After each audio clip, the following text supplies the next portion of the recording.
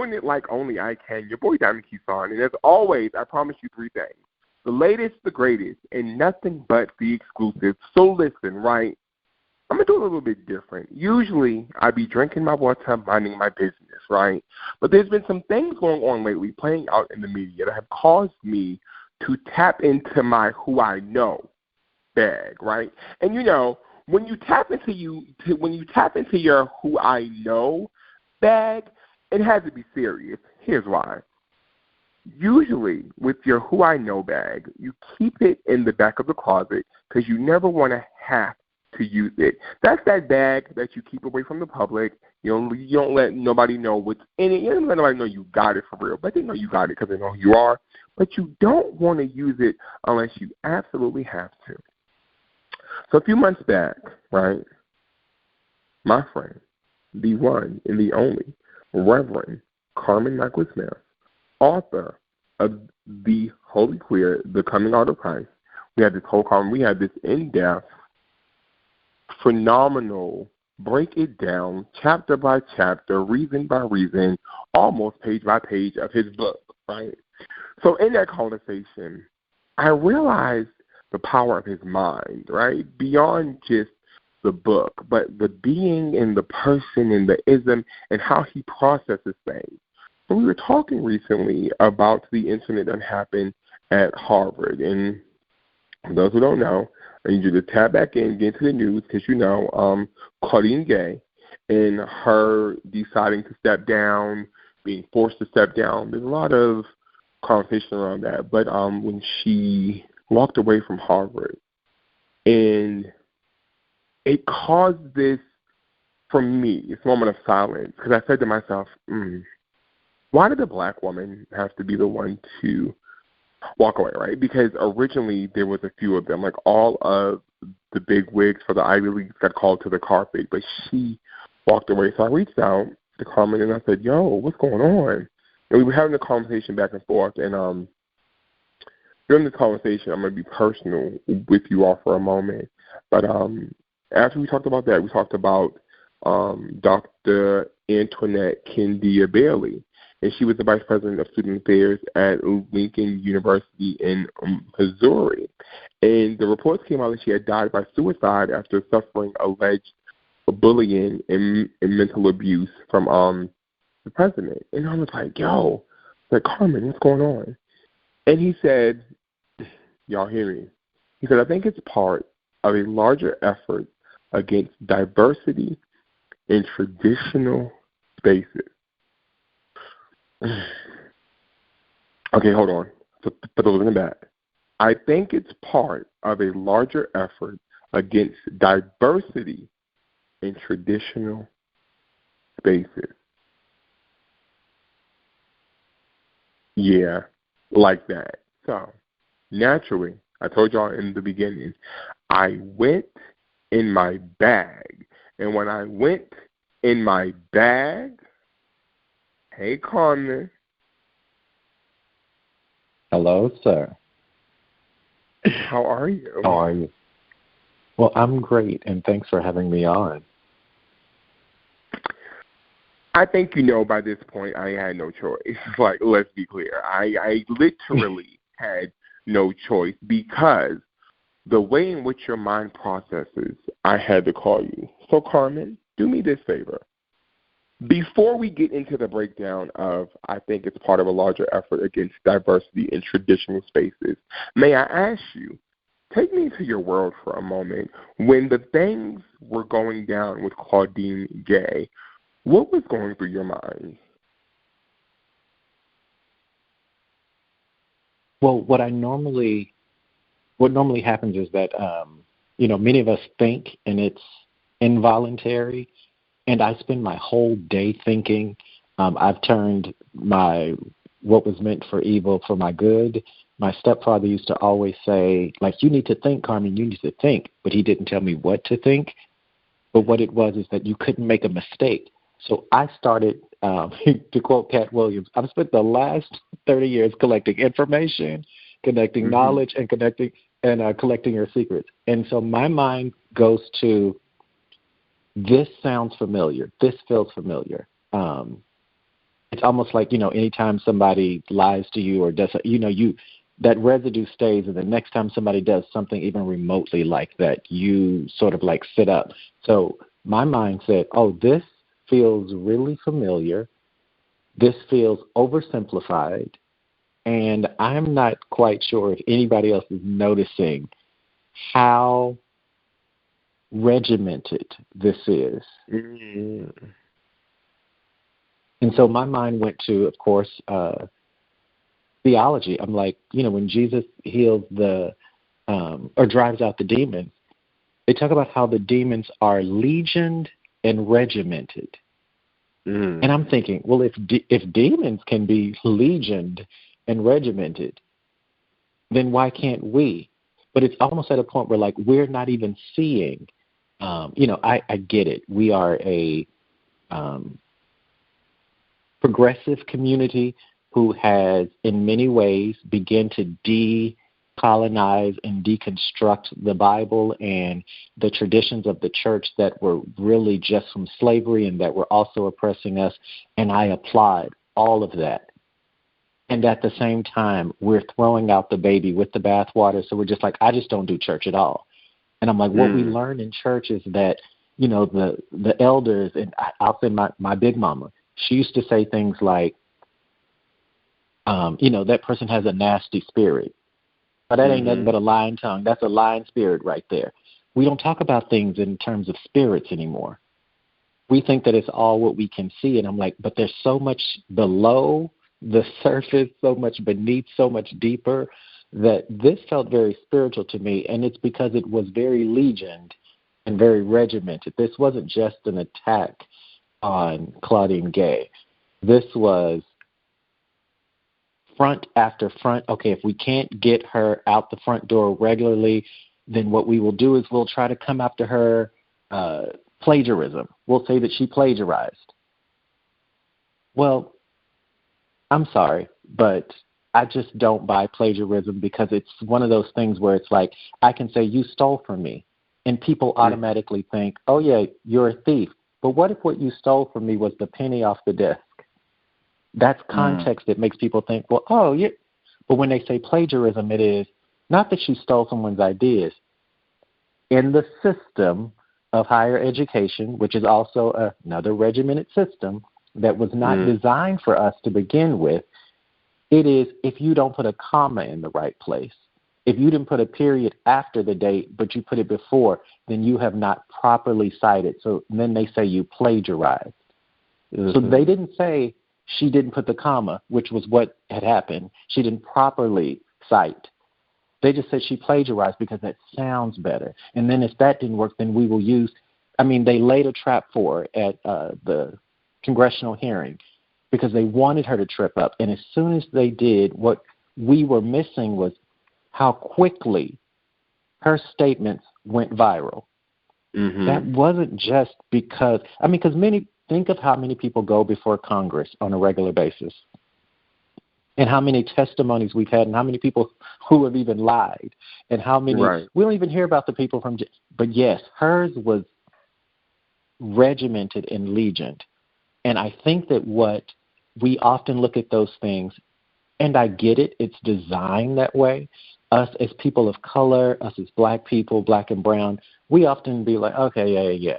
Because Harvard is not in our mind. We don't care about what's going at Harvard. Many of us are just trying to get through the day. Many of us are happy to get that piece of paper we got from whatever school that wasn't Harvard, because we were never going to be able to afford all of that and do all that. So that's for those people. But what we forget is it's right there on the same level as Venus and Serena. Tennis was for those people as well.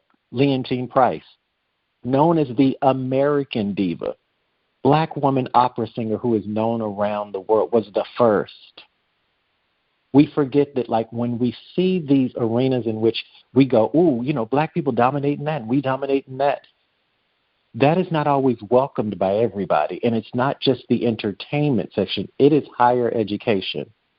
Right. And we know that when black women, the studies are there, when black women get educated, and they are the most educated in our demographic, they go back and help the community. black women won an entire election. If it wasn't for black women, we wouldn't have Biden in the White House.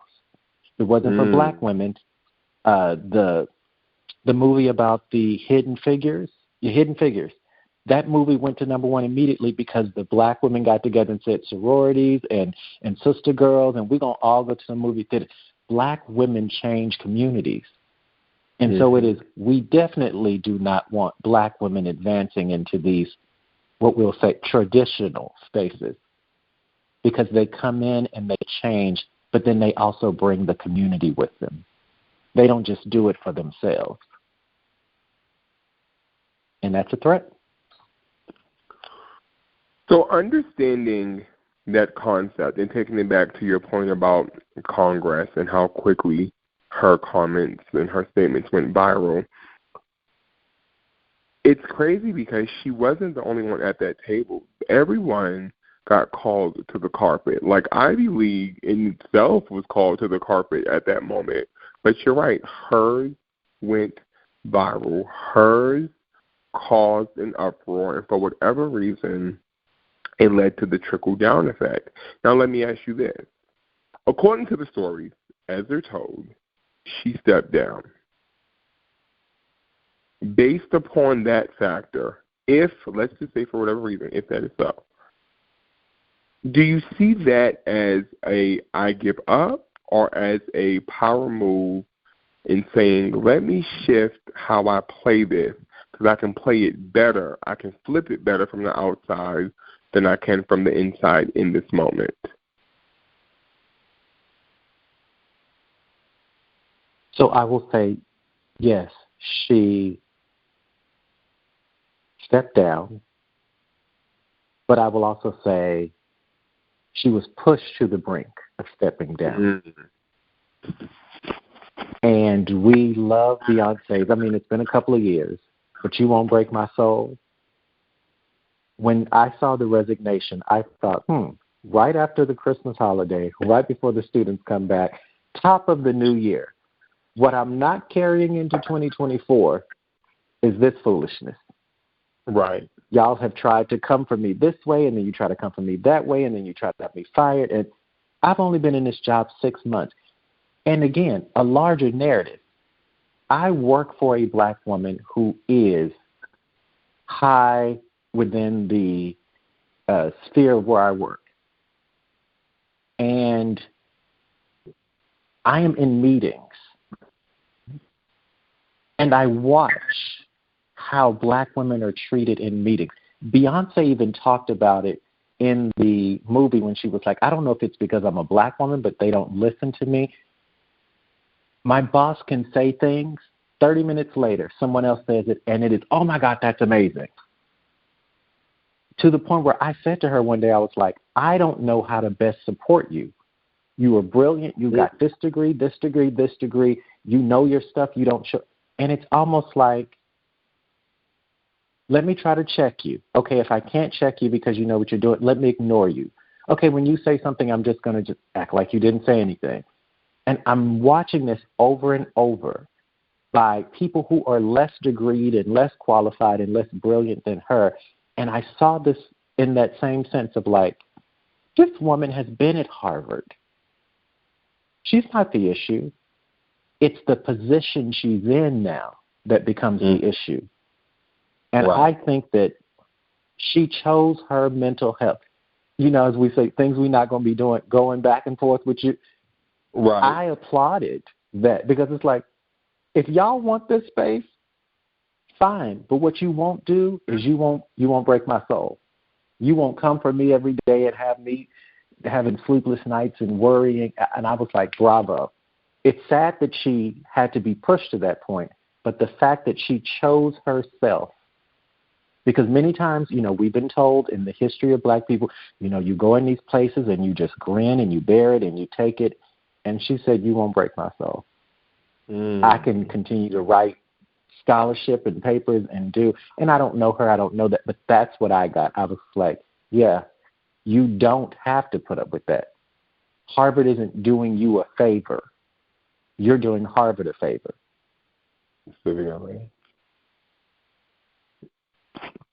So let me ask you this. Being someone who is extremely, extremely insightful in the area of diversity, equity, and inclusion, if we take this to a real-world perspective, black male, black female, minority male, minority female, when they start to get into these spaces,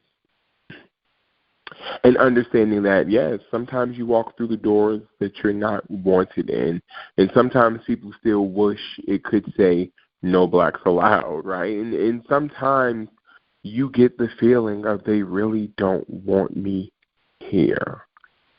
Being that diversity, equity, and inclusion was such a focus during COVID, and I feel, this is me, that it's not as much of a focus as it once was, but it does still have a presence.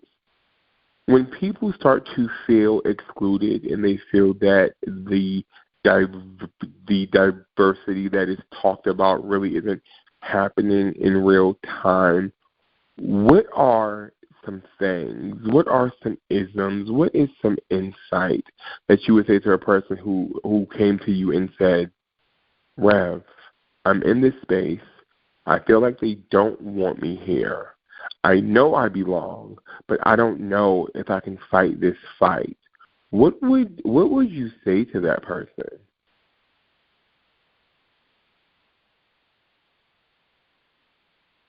I'll be vulnerable here and also say, this is what I say to myself. Because people see the work that I do in DEIA, which is also diversity, equity, inclusion, and accessibility, and they see that work, and they're like, oh, yes, we want it.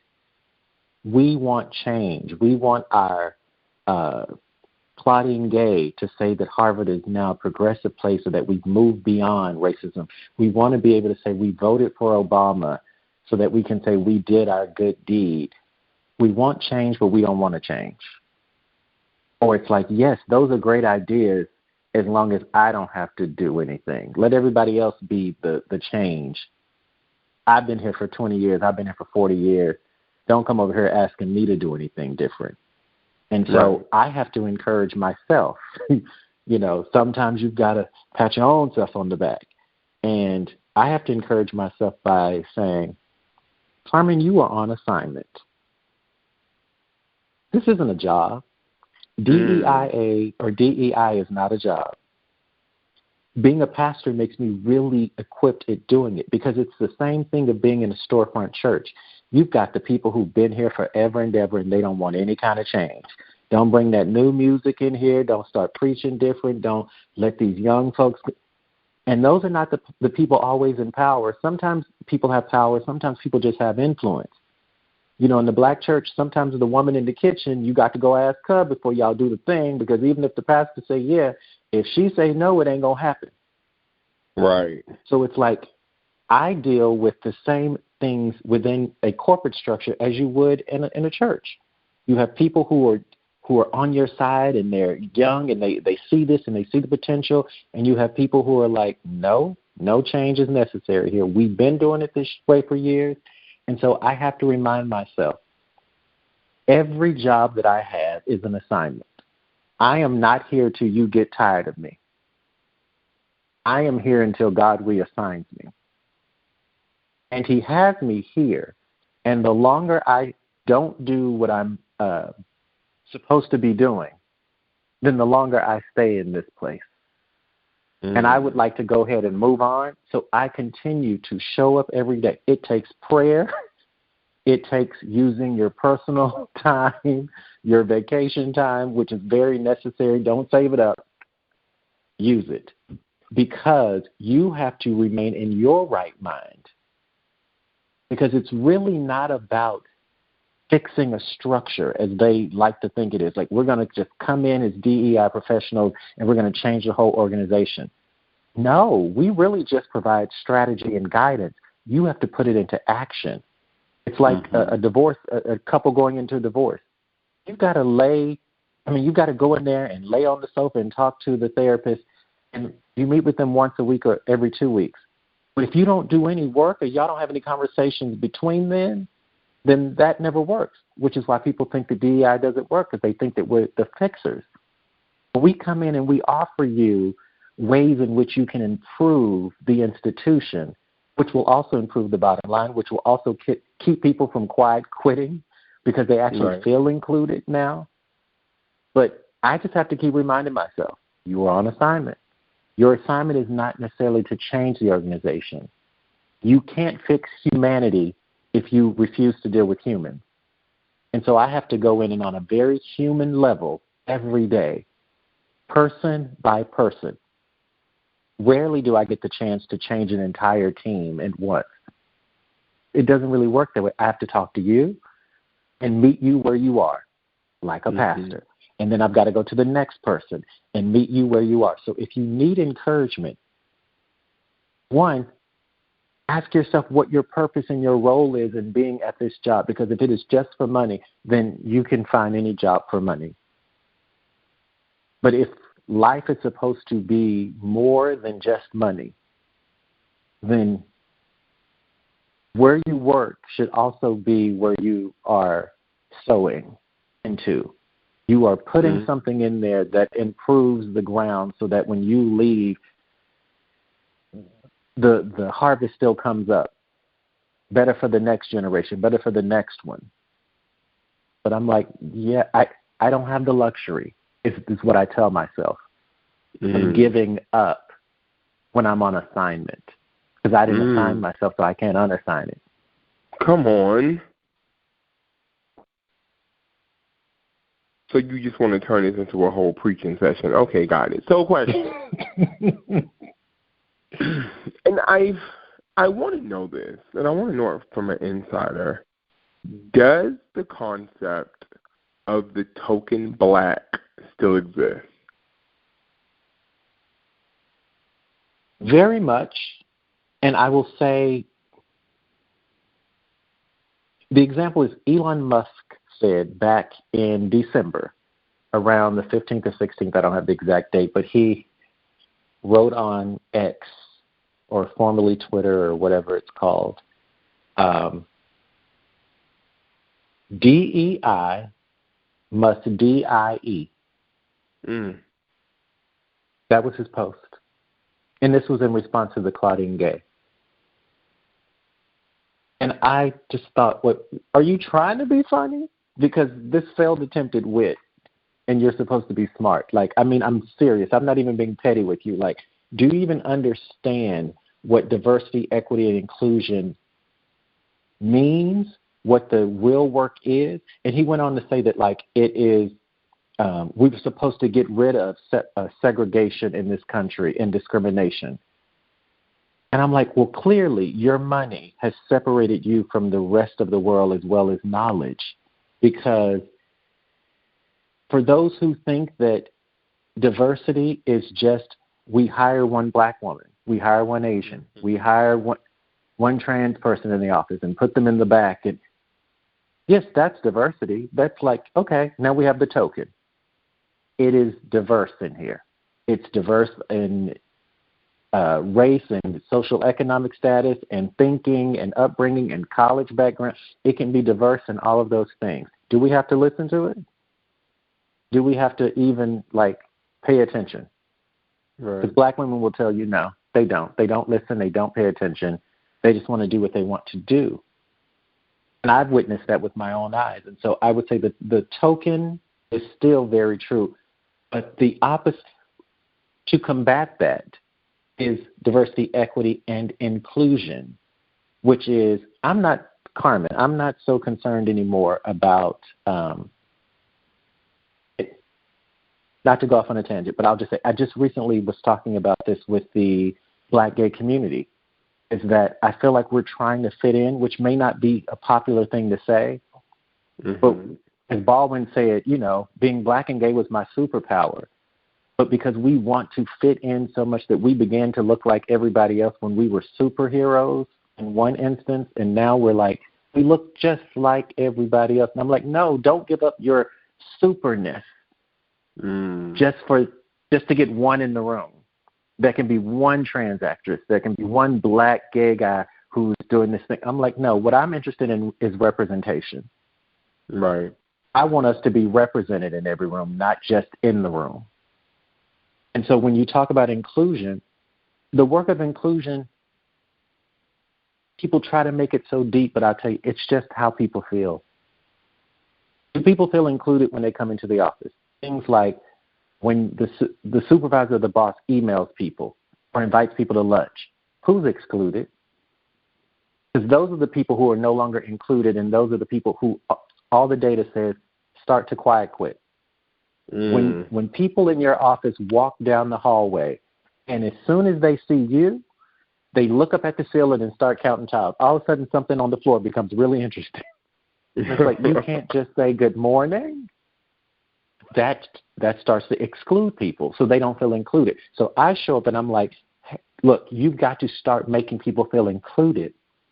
Because if people feel included in the office and feel like they are attached to the work that you do here, not just at somebody who you are using to type this in or answer the phone, then productivity will go up. You won't have to ask people to hurry up and finish their project because they believe in the work, they'll do it. Because they're included and feel a part of the team, they'll join the team with that. But when you try to force people into doing it by, well, we got one black person, we have to invite them to the thing, they don't feel included. There's no representation there. So that's when you get the token, and that's when you get people who are checked out. So tell me this. Dr. Gay resigned, and like you said, it was that things I'm not taking into 2024, this is one of them. And then on the other end of the spectrum, Dr. Antoinette Kendia Bailey reportedly dies of suicide after alleged bullying and mental abuse. So I know you don't know her. I'm not asking you to give me this like psychological breakdown, but just being a person that is in that space on a daily basis, when it gets to that point where the suicidal thoughts come about and you get to the point of action, in your mind, if you just had to conceptually come up with the concept, why do people stay in it once it's to that point? Is it I'm in it so deep that it almost becomes a normal until I break? Or is there a flip of a switch, so to speak, that happens after a certain point? Like, what do you think would make a person stay in that space to when it's to the extreme of potential suicidal thoughts? I would like to say yes. I don't know her, and I didn't know her, and I don't want to oversimplify anyone's situation. What I'm about to say is just pure observation, and that is right back to inclusion. When you are the token one, you often feel isolated. Like, I'm the only one this is happening to. I'm the only one that they don't listen to. And then you sometimes will begin to work harder so that people then accept your work even if they don't accept you. And when you are isolated, was it Audre Lorde who said, nothing is healed in isolation? And that's what a lot of these jobs do. And I will also say that's what the pandemic brought on for a lot of people, was a deep sense of isolation and specialness. Special in terms of like, I'm the only one and no one understands me and no one's been through what I've been through. And because you're not talking to the people and there's not representation here that you like, that people just are. And let me just sum that up by saying representation is the Beyonce concert. She didn't come out and say, I'm going to have trans and gay and straight. And she literally just reflected the people in the audience onto the stage. Mm-hmm. Everybody's welcome here without saying anything because you see it. If companies and even churches could get that, then people don't come in isolation. I went to the Beyonce concert by myself, and I didn't feel isolated. I felt like I was in community. But when you're in a job where you don't have any representation, where all the people who are superiors or your colleagues, none of them look like you, none of them have the social economic status as you, none of them grew up like you, none of them understand like you, it makes you feel special in the sense of isolated and different and not enough. And those things, isolation, which is going to be big this year, that people will be talking about like they were about self-love in 2023, it is, how do we get back to community and physical touch? There are people who are literally starving for physical touch, like they haven't had a hug from somebody in 6 months. Right. And we don't think about things like that, but that's more isolation. Because we were not built like that. The human body, even if we want to look at it biblically, there was nothing about isolation that's where things were cultivated and healed. It was in community. And as we know, one of the best examples of community is the ballroom community because it is messy. It's not perfect. Right. It's messy.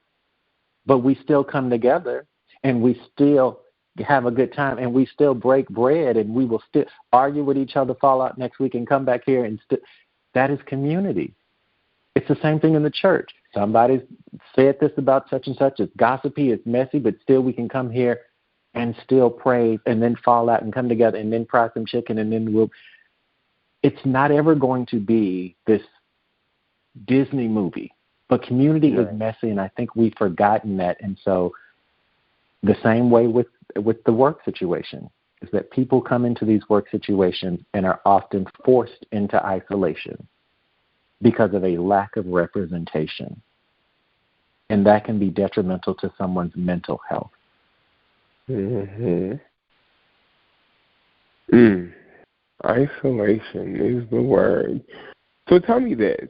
Speaking of isolation and community, from a DEI perspective, when jobs have like those DEI groups, and Dr. Brick, you can join the DEI Asian and Black and Gay or Black and Queer, these different groups that are supposed to be an outlet for the employees who possibly feel isolated. From a conceptual standpoint, do those work for or against? Because is it not, for me, I always ask myself, I'm like, okay, so you join this group, you feel like you're a part of, in essence, community within the group, but is there not still that bridge to business or area of opportunity because for whatever reason, that togetherness and that kumbaya-ness, so to speak, that's within the group still doesn't translate to the larger scope of the company as a whole? So is that not like putting a Band-Aid on the situation, or do people really think that works? And I ask that because understanding community in the way and the examples in which you provided, I love your approach because it's community as a whole. You shined light on the importance of not being isolated, and then you presented community as a whole and not just these individual components. You said the ballroom scene and not just being part of a house, but the scene as a whole. So flipping that to the professional side, when the DEI professionals come in and there's the meeting of the minds and you end up with these groups, do they play into, play against, or play towards the betterment of the employee who feels isolated? So we, in my organization and a few others, we call them employee resource groups. And that is important to note because they are typically ran by the employees. They are sanctioned by the organization, but ran fully by the employees. And an employee resource group is there to provide resources for that particular group. And what happens is it eliminates that isolation, because if we have an employee resource group for Black women, for instance, then you realize that you're not the only one who's not being listened to. So we don't have the isolation anymore. And then it provides safety, because now I can talk to you where I didn't know I could talk to anybody before, and I was just holding all this stuff in. And you realize, and then when we all come together and realize that this is an issue, we can, again, safety, present this as something from the group instead of me, the one singular employee, telling y'all that, like, you don't listen to me. So I do think that employee resource groups help an organization, because they often don't listen to the one, because one is always, and I know this is sad to say, but in my experience, they always take the one and say, oh, that's a disgruntled employee, or they're only doing that because, there's always an excuse why we can't be human in a corporate environment. And that's what I really call the work. It's like, why we can't be human, I don't quite understand. But it's, again, that disconnection, that separation that money and titles do, is that it continues to separate us. It's another form of segregation. So what we do is that we use these employee resource groups, much like we did the NAACP and Mothers Against Drunk Driving and all of these other groups who got together of people, like-minded, shared experience, and said, how is it going for you? Here are some tips. Oh, did you know they provide training over here for free? Nobody told me. See, nobody tells us any of those things. But if you get us all together, then stuff starts to come out and you start to learn more. And so I think that they're helpful in that way, to really be a force for that group within the organization, instead of having just one person have to, like, go out there alone and then be called a disgruntled employee or blown off. But here is a history. Here is I would say this is a living history, because even if we look in our communities, we know now that we are finding out about hidden figures. But I'm going to tell you, my big mama didn't talk a lot. I had to ask her questions. And then she would tell me about what she experienced with racism. She didn't just, like, tell me these stories. And so young people don't talk to old people. And old people are afraid of a lot of young people. And as a community, we don't get together and even tell our own stories. So I think that in those ways, whether it's in the workplace, in the community, the living history is, and the institutional history is great, because the other thing it does, and I'm going to say this with full pettiness, it's the playbook revealer. They use the same playbook all the time on every employee, but they do it in isolation. But if you all got together and start talking, then you'd realize, oh, they did that, and then they did. Okay, so now we peep game, and now we know how to work on it. So I do actually think that those are some of the best things that you can do, is to create these employee resource groups, because they're giving you more than just, this is where you get good benefits. They are giving you the institutional history and who did what. I love that. So with that in mind, are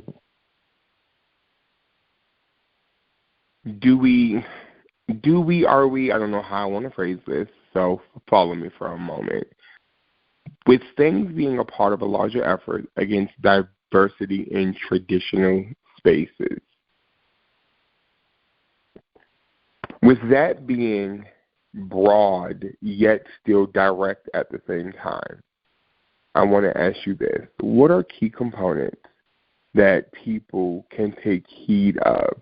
So let's say I'm walking into a company, I'm newer, I'm getting to learn the lay of the land kind of a thing, right? Just kind of, you kind of take things for face value for the beginning phases, and you start to take the mental notes.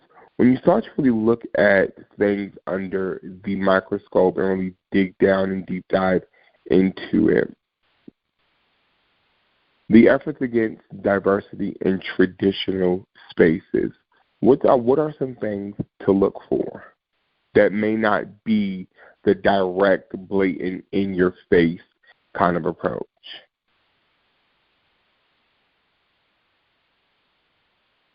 So I would say one, Dr. Maya Angelou said, when someone shows you who they are, believe them. Mm-hmm. What do you see? I go back to the Beyonce concert. Without her saying anything, what did you see? You saw representation. When I enter this room, when I'm being interviewed, what do I see? I also pay attention to, and this is because I've experienced it, I pay attention to how the people of color are treated. When I go in for an interview and there's 4 people at the table, and the one person, the one token, starts to ask a question, and someone cuts them off or explains, well, what she meant to say was interesting. Mm-hmm. So these are things that are not so obvious, but I pay attention to them. I also pay attention to where the people are situated in the company. So if you tell me that you have diversity in this company, but everybody works in the mailroom and as receptionists, then that's an issue. So you mean to tell me there was no one you could hire? Also, there's no program for people to move up and learn new skills? Mm-hmm. Because then there'll be no place for me to move up. Like, you want me in a specific place because these people seem to be, like, in these places and entrenched. And what I always do is I do not mind talking to the receptionist. I mean, not the executive secretary, the receptionist. Because if you treat the receptionist well, then I know that when I come into this company, I'm going to be treated well. But if the receptionist and they're always honest because nobody talks to them, and you ask the receptionist, how's it going here? And they give you that should tell you a lot. Because as the Bible says, how you treat the least of these. And I'm not saying that receptionists are least. I'm just saying in the hierarchy of corporate America, they see receptionists as like the bottom of the totem pole. But I see them as the eyes and ears of the company because they see everything. They hear everything because they sit at that desk and no one talks to them. They talk at them. So they just get to observe. And so I go to them. And the last thing I would say is I would do research on any company at this point to find out salary information. And for many of them, you can. But looking at leadership and salaries, making sure that people are paid equitably. And you can ask that question in the interview. When they say, what are your questions? How are you doing on the equitable scale of pay here? Are women paid like men? I mean, if you're HR, if you're payroll, you should know this information. If you're leadership at this company, you should know this information. If you don't want to know. But that's something that they should be able to answer. So things like that matter to me, especially if I know I'm in a situation where I'm the only black person you're interviewing, and this is a token situation. I have questions. But it's only because I want to know exactly where this company is and what you're trying to do.